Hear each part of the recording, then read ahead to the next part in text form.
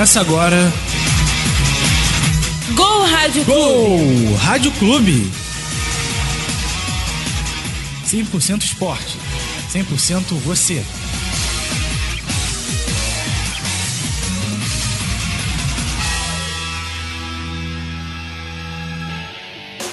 Um olá para você que nos acompanha pelo Radiotube e pelo YouTube. Está começando mais um Gol Rádio Clube, a sua resenha dos fatos esportivos do Brasil e do mundo.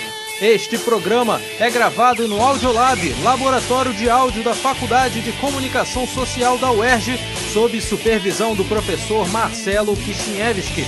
Vamos aos destaques do programa de hoje, dia 13 de julho de 2012, Dia Mundial do Rock. Começando pelo futebol nacional, com Felipe Bruno. Um olá para você, Felipe. Fala Pedro, beleza? Palmeiras conquista o título da Copa do Brasil. Riquelme é pretendido por times brasileiros e acompanha os jogos da 9ª rodada do Campeonato Brasileiro. Tá certo, e vamos aos destaques do clássico do fim de semana entre Botafogo e Fluminense, começando com o Fluminense. Leandro Soares, olá. Olá, Pedro. Renovação de contrato do luso brasileiro Deco anima a semana tricolor. Tá certo, agora vamos ao lado alvinegro, Botafogo com Ulisses Valentim. Fala, Pedro, tudo bem? Tudo certo. Embalado pela brilhante vitória sobre o Corinthians, o Botafogo busca mais uma vitória no clássico vovô. Tá certo, futebol internacional novamente com Felipe Bruno. Paris Saint-Germain está muito próximo de um acerto com Ibrahimovic e Thiago Silva. Zagueiro John Terry é inocentado das acusações de racismo e muito mais. Principais informações do Flamengo com Luiz Felipe França. Um olá para você, Luiz. Olá, Henrique. O Flamengo não deixou se abalar pela derrota no clássico do Fla-Flu e continua correndo atrás de reforços para o Brasileirão, que está apenas começando. As manchetes do Vasco da Gama com Jorge Natan. Olá, Pedro Henrique. O Vasco conseguiu a renovação de Dedé até 2020 e Salvo Borges ainda tem dúvidas para o jogo contra o Atlético. Aproveitando que a bola já está com você, Natan, vamos às notícias olímpicas. Os outros esportes, os brasileiros brilharam durante a semana.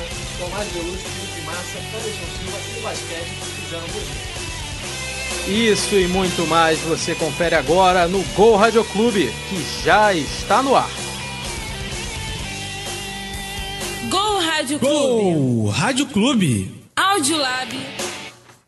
Começando com tudo, o Gol Rádio Clube, vamos direto às notícias do futebol nacional. Gol Rádio Clube. Futebol nacional. E após uma espera de 12 anos sem um título nacional relevante, o Palmeiras conquistou seu título da Copa do Brasil, empatando com o Coritiba pelo placar de 1-1 na última quarta-feira no Couto Pereira. A direção do clube já pensa em prolongar o contrato do treinador Luiz Felipe Scolari e acerta nas próximas horas a volta do atacante Obina, que estava jogando no Shandong Luneng da China. E por falar em acerto, o São Paulo apresentou na semana passada Ney Franco para ser um novo treinador. Ney Franco deixa de lado o cargo como treinador de seleções de base do Brasil para trabalhar no tricolor até o final de 2013. E segundo a mídia esportiva da Argentina, 2 times brasileiros entraram na briga com o Flamengo para acertar com o meio atacante Riquelme, que se desligou do Boca Juniors logo após o vice da Taça Libertadores. Entra na briga com o rubro-negro, o Grêmio e o Cruzeiro. E nesse final de semana acontecem os jogos pela 9ª rodada do Campeonato Brasileiro Série A. Confira os horários dos jogos, todos pelo horário de Brasília. No sábado às 6h30 da tarde, no Pacaembu, Corinthians e Náutico. No Orlando Scarpelli, Figueirense e Atlético Mineiro. Às 9 horas, no Moisés Lucarelli, a bola rola para Ponte Preta e Coritiba. Domingo, às 4 da tarde, no Engenhão, Botafogo e Fluminense. No Beira-Rio, Internacional e Santos. No Independência, Cruzeiro e Grêmio. No Pituaçu, Bahia e Flamengo. Às 6h30 da tarde, em São Januário, Vasco e Atlético Goianiense, Palmeiras e São Paulo na Arena Barueri. E na Ilha do Retiro, Sport e Portuguesa. No G4 do campeonato estão o Atlético Mineiro em primeiro com 19 pontos, seguido pelo Fluminense com 18. O Vasco é o terceiro com 17 e o Botafogo com 15 vem na 4ª colocação. E pela Série C do campeonato, os 3 cariocas na competição vão a campo. No sábado, às 3 da tarde, em Conselheiro Galvão, tem Madureira e Tupi de Minas Gerais. Às 4 da tarde, na Boca do Jacaré, Brasiliense e Duque de Caxias. E no Cláudio Moacir, Macaé e Oeste. Pode ir, Pedro.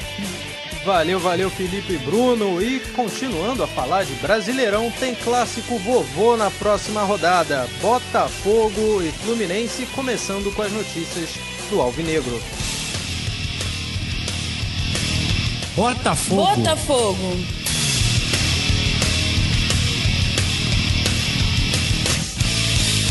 O que tem de bom General Severiano para falarmos? Ulisses Valentim. Depois da excelente vitória por 3-1 em cima do Corinthians, com gols de Paulo André contra, 2 de Elkson para o Botafogo, 1 de Chicão a favor do campeão da Libertadores, o Glorioso vai enfrentar o Fluminense em busca de se manter no G4, e o Clássico também vai colocar à frente 2 melhores ataques do Brasileirão, ou seja, expectativas de muitos gols no Clássico Vovô. Ainda sem poder contar com o craque Sidorf, que está entregue à preparação física, o time de General Severiano vai com a seguinte escalação: Jefferson, Antônio Carlos, Paulo Ferreira, Lucas, Márcio Azevedo, Lucas En, Renato, Andrezinho, Felipe Gabriel, Cidinho e Elkerson. Outra notícia da semana alvinegra é que depois da chegada do craque Sidorf e do atacante Rafael Marques, que foi apresentado nesta quinta-feira, o alvinegro confirmou a venda do apoiador Michael Suel para a Udinese da Itália. O Mago acertou o contrato de 5 temporadas com o time italiano. A última do fogão, segundo o jornal inglês Mirror, o Botafogo está negociando com o meia francês Florent Maludá, do Chelsea. Tá certo, antes de levar para a discussão da mesa, vamos ouvir sobre o outro lado do clássico, o Fluminense com Leandro Soares. Fluminense.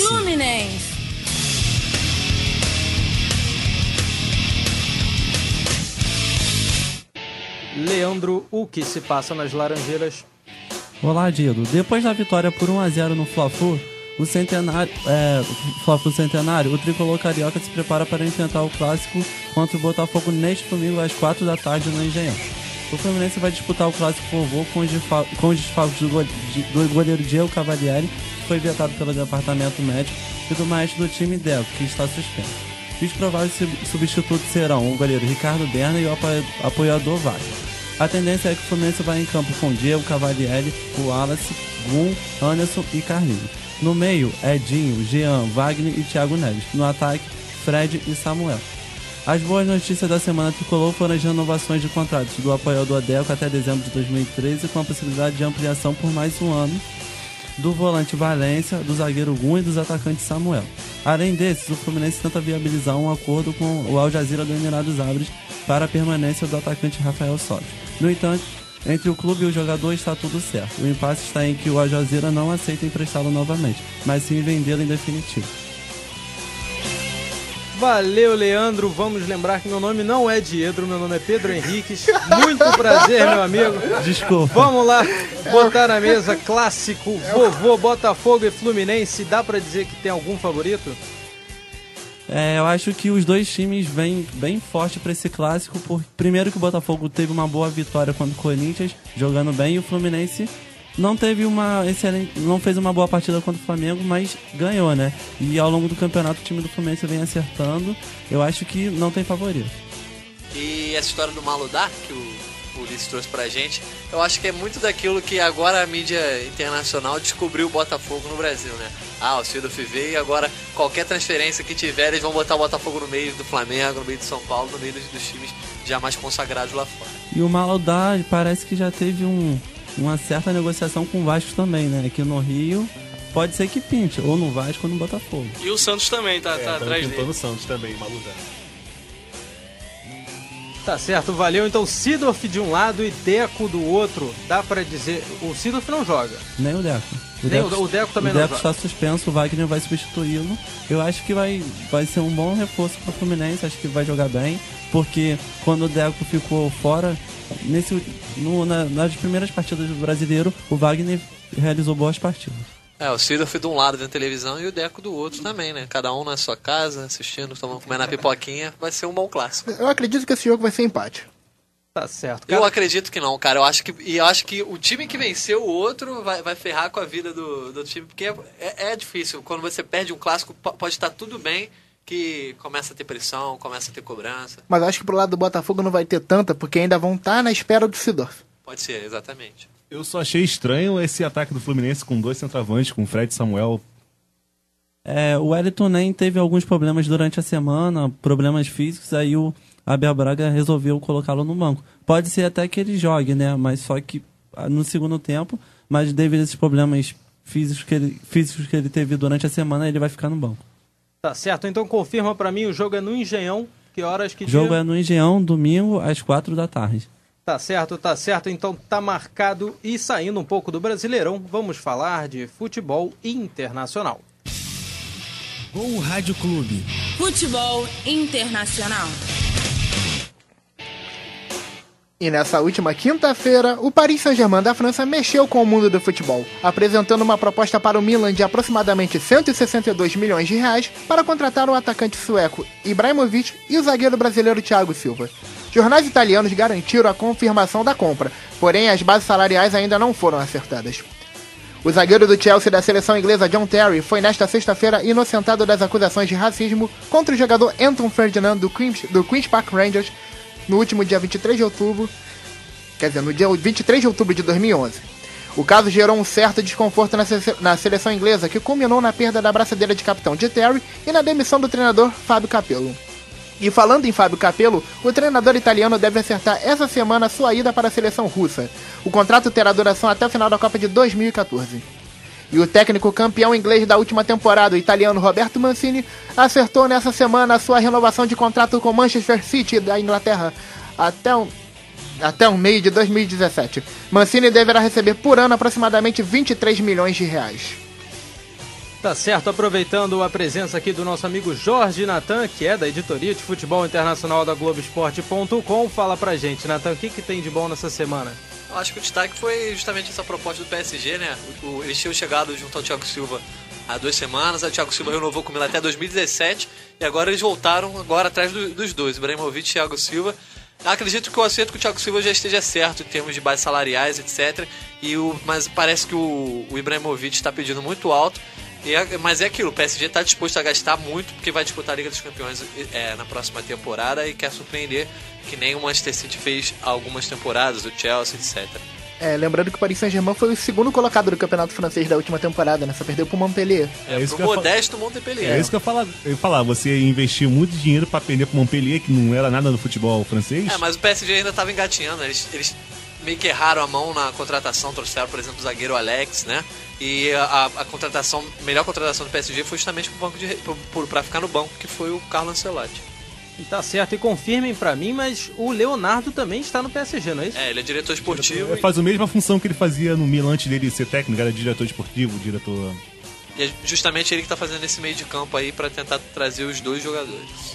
Então tá certo, sem mais delongas, vamos seguir com o Gol Rádio Clube e falar do rubro-negro carioca. Flamengo.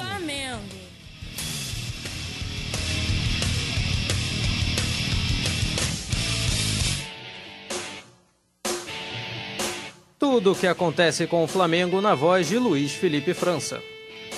Após a contratação de Cáceres e Ramon, o Flamengo foi atrás de um camisa 10. E o preferido para esse posto era o brasileiro Diego, que está no Wolfsburg, da Alemanha.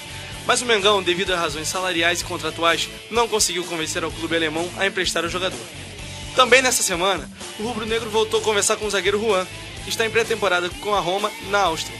Porém, a assessoria do jogador não confirmou o contato, seu empresário revelou que a rescisão contratual é iminente e o Internacional de Porto Alegre também está na briga pelo jogador. O jogador cria da Gávea já havia dado uma resposta negativa para o clube, pois queria esperar o término do seu contrato com o clube italiano e sua família não estava preparada para voltar para o Brasil.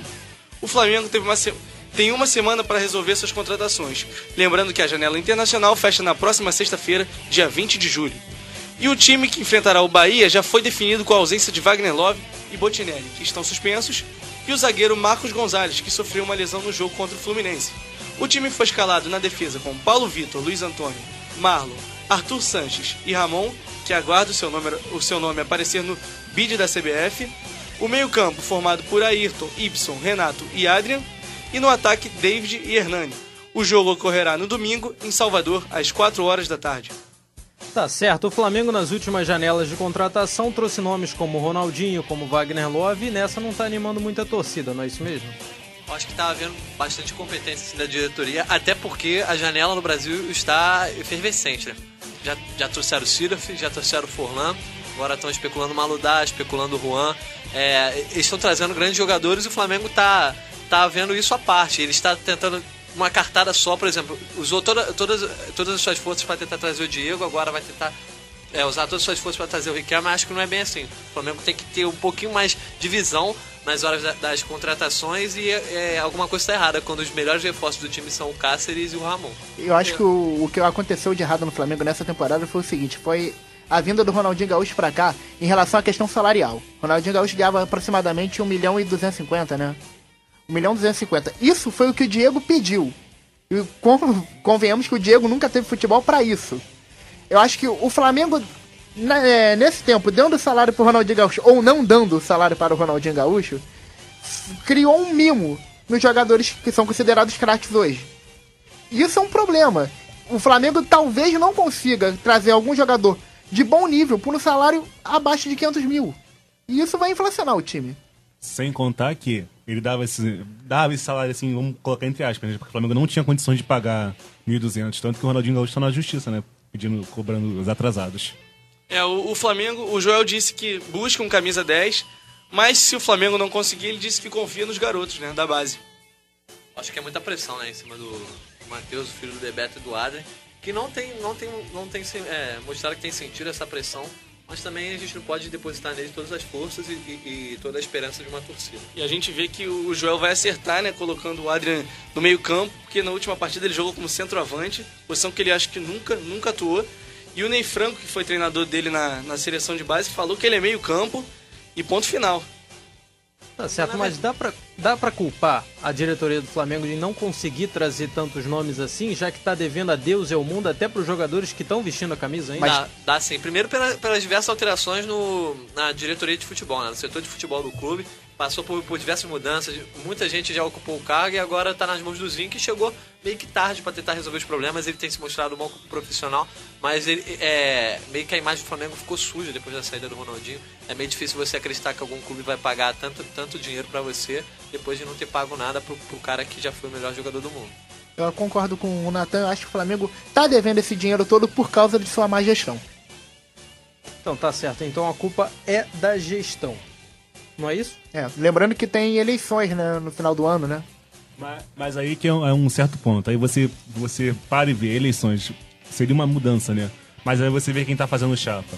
Márcio Braga, Hélio Ferraz, Delaí Dombrowski. Todos esses já passaram pela presidência do Flamengo e não conseguiram, como eu posso dizer, sanar as dívidas do clube e tentar fazer coisas melhores, como construir um CT, alguma coisa assim.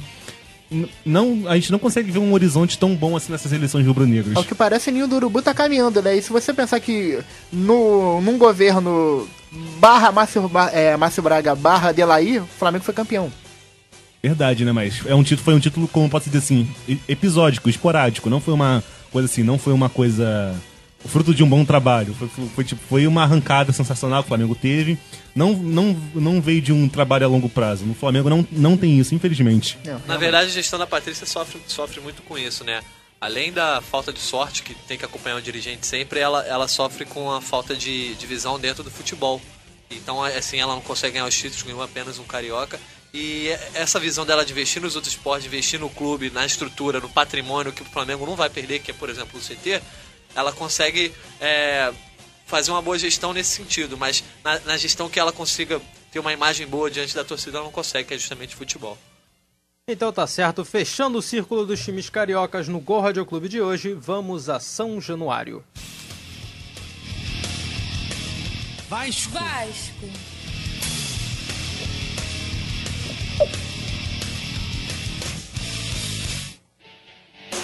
Jorge Natão, o que se passa de novo pelos lados da colina histórica? Pedro Henrique, vamos agora falar da semana do Vascão. Jogando no Orlando Scarpelli, o Vasco até saiu na frente, mas permitiu o empate do Figueirense já na reta final do segundo tempo e saiu de Santa Catarina com apenas 1 ponto no último domingo. No entanto, o resultado não tirou o gigante da colina do G4 do Brasileirão, já que o time caiu para a terceira colocação com 17 pontos, já que foi ultrapassado pelo Fluminense.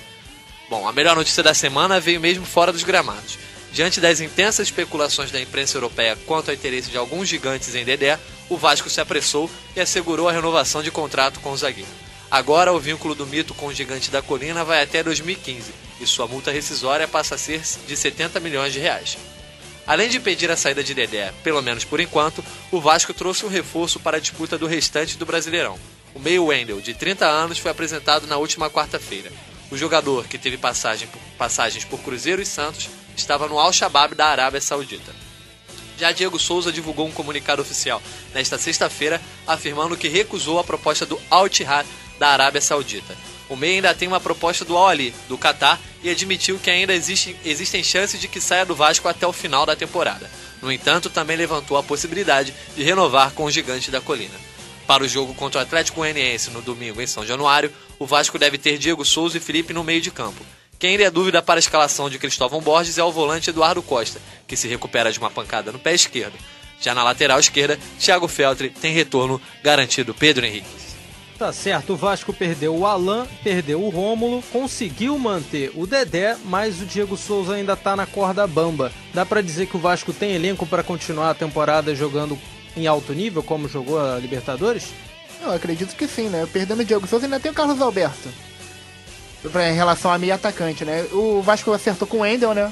Acho que com esse negócio, com essa contratação do Wendel, ele conseguiu repor um pouco a saída do Alan, porque o Wendel fez parte de 2 times vencedores no Brasil, foi o Santos de 2004 e o Cruzeiro de 2005. Realmente, o Wendel, se ele jogar o que ele jogou naquela época, ele era um muito bom jogador.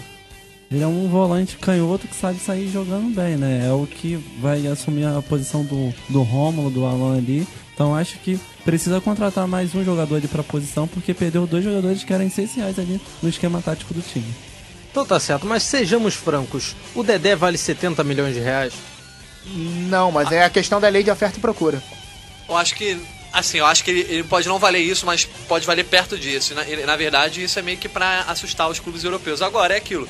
Não sei se o Vasco vai conseguir assegurar o Dedé apenas por causa dessa renovação.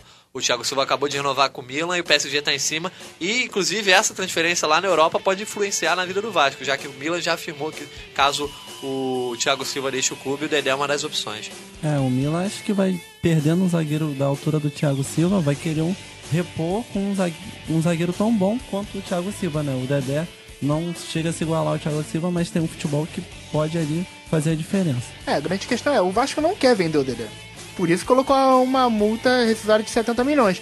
Mas qualquer dinheiro nessa hora é bem-vindo, né? E se o Milan tiver disposto a dar os 70 milhões, o Vasco sai muito bem da situação. Eu acho que o Vasco até quer vender o Dedé, mas eu acho que a diretoria não está disposta a pagar o preço do desgaste que isso traria junto à torcida, que seria um desgaste enorme.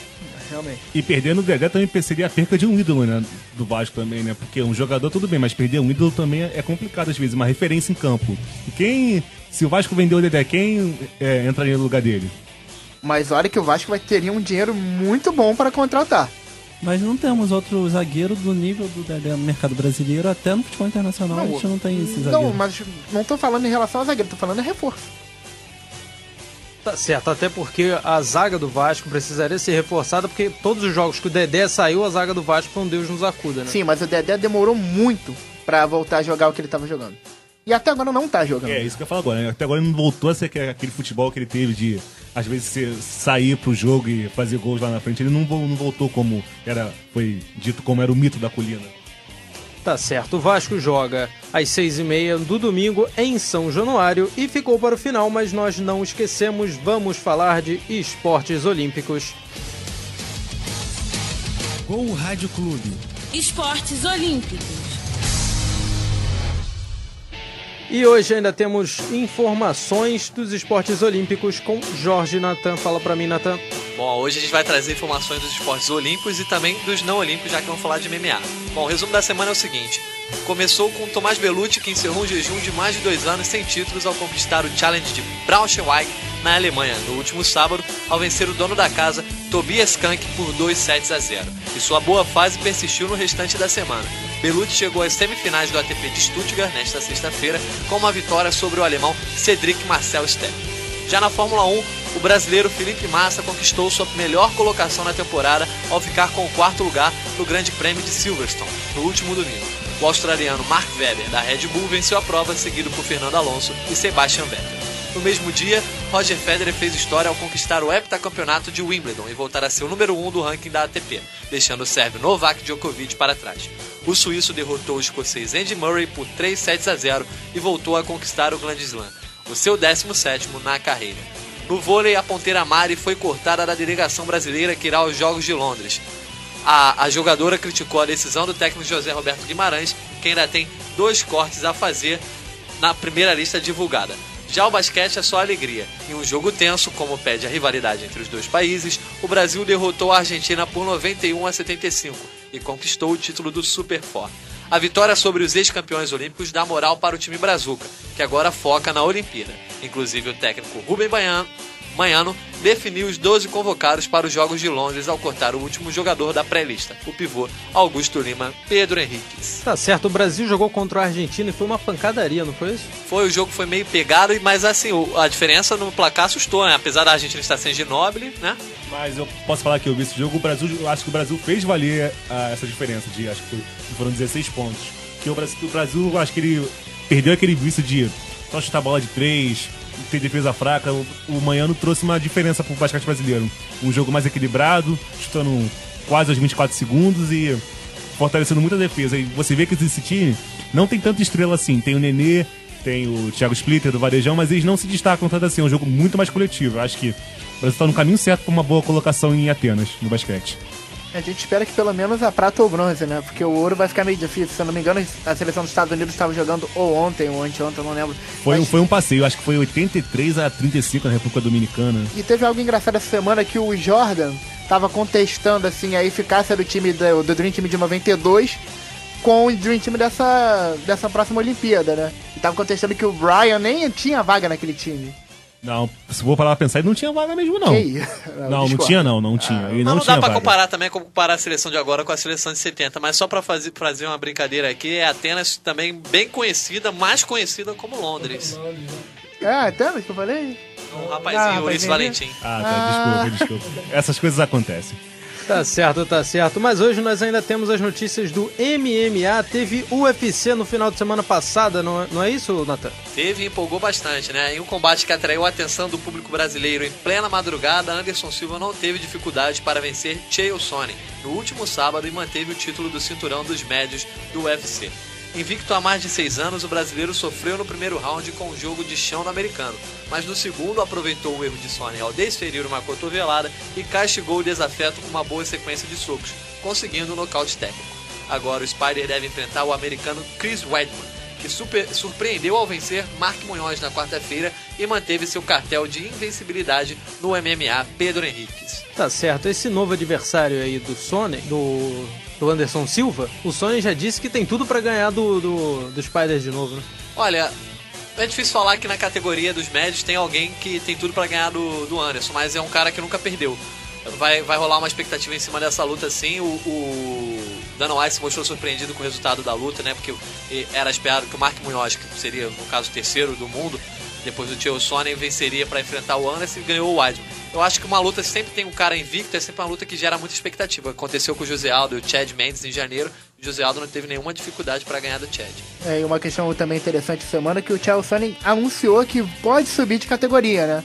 Se eu não me engano, ele vai para meio pesado, né? Ele falou que vai subir, porque ele já é um cara mais alto também, mais forte, então seria mais fácil para ele subir de categoria do que descer. E é o que ele mesmo disse, né? É uma coisa que os lutadores costumam fazer bastante, até porque se ele quisesse continuar na categoria, o máximo que ele ia chegar é mais uma surra do Anderson Silva. E vale lembrar o seguinte, nessa categoria que ele pode subir, meio pesado, tem lutadores como o John Jones, o Rampage, o Kenton Jackson, né, o Rashad Evans, Shogun. Pra mim a melhor categoria do UFC é justamente a meio pesada. E também é a categoria que tem o domínio amplo do John Jones, que ninguém consegue fazer frente. Com certeza, mas é a mais disputada. O Rashad Evans falou que até desceria de categoria pra poder lutar com o Anderson Silva, né? Seria uma luta interessante. Pra mim não dá dentro. Não, mas não digo até em termos de vitória, mas seria uma luta interessante que pelo menos duraria mais de 3 rounds, porque o Rashad é o chamado enrolão das lutas, leva tudo pro chão. Junto com o João Fitch, são 12 enrolões. E o Rashad tem uma boa resistência, ou seja, o Anderson Silva não teria tanta facilidade pra nocautear. Mas nos últimos tempos o Evans vem sofrendo com um problema de joelho, que tem sido o ponto fraco dele. Pode ser. Mas também a gente tem que parabenizar, né? A gente tá vendo a história sendo feita no MMA, porque o que o Anderson Silva faz na categoria médio é sensacional. Acho que não tem mais ninguém pra pra bater com ele. Acho que ele vai. Pra mim, se eu fosse ele, eu tentaria outras coisas, assim, abaixar a categoria ou tentar subir de categoria. Assim, eu acompanhei a luta, eu tava meio isolado, tava sem internet e tal. Aí na manhã seguinte eu vi os comentários, a galera falando que parecia a Copa do Mundo, eu não tava no Rio de Janeiro. E pelo menos pra mim, a luta foi um pouco decepcionante e eu não consegui vibrar tanto com a vitória do que com outras vitórias de brasileiros no passado. Eu queria saber a opinião de vocês, se vocês também acharam a luta tão fantástica assim, ou se foi apenas porque passou na Globo e o Anderson Silva carregou o público que nunca carregou antes. Fantástico eu digo que não, mas me assustou o Sonnen no primeiro round. O Anderson indo pro chão, assim, eu não esperava. Na verdade, o Anderson, ele tem uma boa defesa de quedas, mas com o Chael Sonnen, desde a primeira luta, ele nunca conseguiu segurar a queda que o Chael tentou. E no segundo round ele conseguiu achar a distância pro Sonnen e ele só conseguiu a vitória fácil porque o Sonnen foi tentar fazer gracinha, dar a cotovelada giratória e caiu no chão. Pra falar a verdade, acho que o Anderson Silva nem precisou usar tudo que ele sabe pra vencer do Chael Sonnen, porque acho que ele lutou 2 minutos de luta. E foi isso, básico. Tá certo. A luta que a Globo passou ao vivo algumas horas depois de ter acontecido. E vamos encerrando o programa de hoje. O Gol Rádio Clube vai chegando ao final, agradecendo a presença de nossos comentaristas na mesa. Valeu, Felipe Bruno. Até semana que vem. Valeu, Pedro Henrique. Até semana que vem. Valeu, Leandro Soares. Valeu, Pedro Henrique. Até semana que vem. Ulisses Valentim, aquele abraço. Valeu, Pedro Henrique. Aquele abraço pra você. Luiz Felipe França, muito obrigado pela presença. Isso, Henrique. Até semana que vem. Valeu. E Natan, muito obrigado pela visita. As portas estão sempre abertas. Valeu pelo convite, Pedro Henrique. Até a próxima. Tá certo. Obrigado a todos pela presença e a você de casa pela audiência. Chegamos ao final desse programa. O Gol Rádio Clube é um projeto do Audiolab, o laboratório de áudio da Faculdade de Comunicação Social da UERJ, que tem supervisão do professor Marcelo Kishinevski. Voltamos na sexta-feira que vem, trazendo uma resenha dos fatos esportivos mais importantes da semana. Valeu e aquele abraço. Você ouviu Gol Rádio Clube. Gol Rádio Clube, um projeto do Audiolab, laboratório de áudio da Faculdade de Comunicação Social da UERJ. Coordenação professor Marcelo Kishinevski.